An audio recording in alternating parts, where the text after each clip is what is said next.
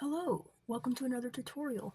Would you like to learn how to make this, or this, or this?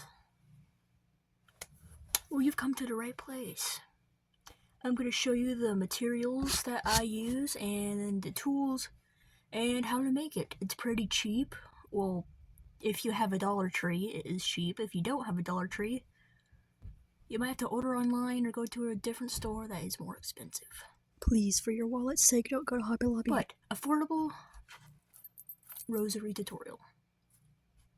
Let's go. Here are all the beads that I own. I got all of this from Dollar Tree. The pearls come in a 3-pack, and the red, white, and black come in a 3-pack. They're really nice and high quality.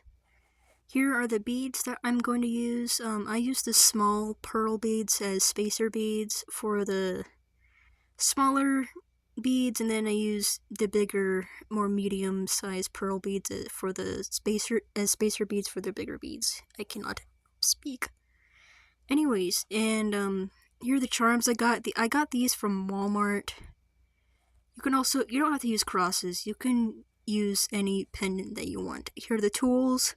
You're gonna need a needle nose plier, some cutting pliers, and some jump rings. And these things, I don't know what they're called, and also lobster claw clips. Also some wire to actually make your necklace. I got it from Walmart. The wire and the cross pendants, if you're doing it this way, are the most expensive. They're about $4 each. To start making your necklace, you're going to take the pliers and pull out one of the coils from that thing I don't know the name of. So you have a loop. And then take one of your jump rings and open it, and then put 2 other ones on there so you can have 3 jump rings, and then close it. I always do 3 at the ends of my necklaces before I start the beads. Do the same thing for the lobster claw. Here it is all together, and now let's move on to the beads. Making the beads and putting them together is really simple. Make sure you make 2 at the same time so both sides of your necklace are the same. I usually start with bigger, longer beads closer to the clasps, so it's just longer and feels more comfortable. Making the beads is really simple. Just cut out a long piece of wire and put it through the bead. Take your needle nose pliers and make a loop at the end. If you're doing it my way and cutting out a long wire first, I leave a little bit of a little less than a fingertip worth of wire, then cut it and then loop it back around. And now you can loop your first piece to the little rings. And it's basically the same process for all the other beads. Make sure you put them in a pattern that looks good and just don't put them together randomly. Make sure to alternate the colors, like a dark bead and then a light bead, and then some spacer beads mixed in there so it doesn't look like a mess. To do the spacer beads, it's the same process. Put on your small bead first, and then make a loop around it so it doesn't fall off. Just like this.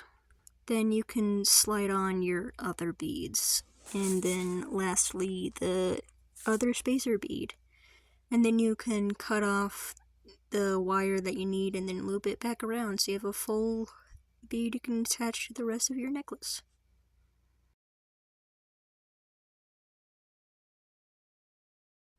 Like I said, I leave about a little less than a fingertip worth of wire left over, so I have a good amount to loop it around.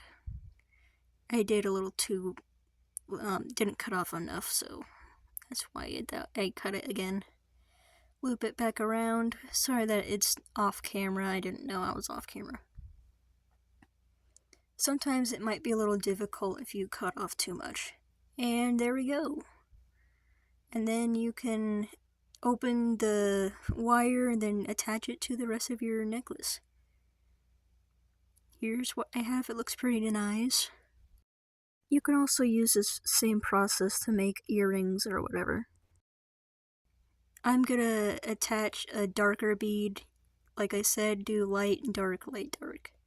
You can also attach 2 different beads. You don't have to use spacer beads. You can use a wire and then attach 2 beads to it.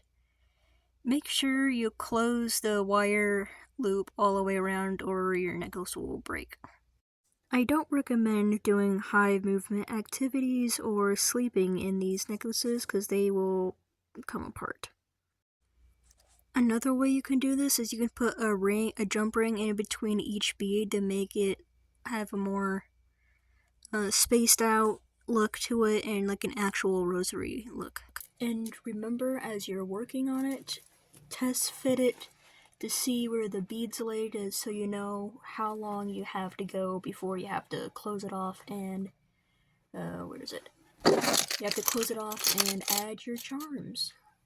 Here's what I have so far. As you saw, I still have a little bit to go because it ends about like halfway around my neck, so I still have a bit to go. And take inspiration from the shape of the beads. Like, these beads are more raindrop shape. So near the end, I'm gonna add a jump ring around where 2 beads connect, and add one of these so it kind of drips off the necklace. Okay, I've neared the end. So how you close it off is you take 3 jump rings and then attach each end to the ends of your necklace. This middle jump ring is where we're going to attach our pendant.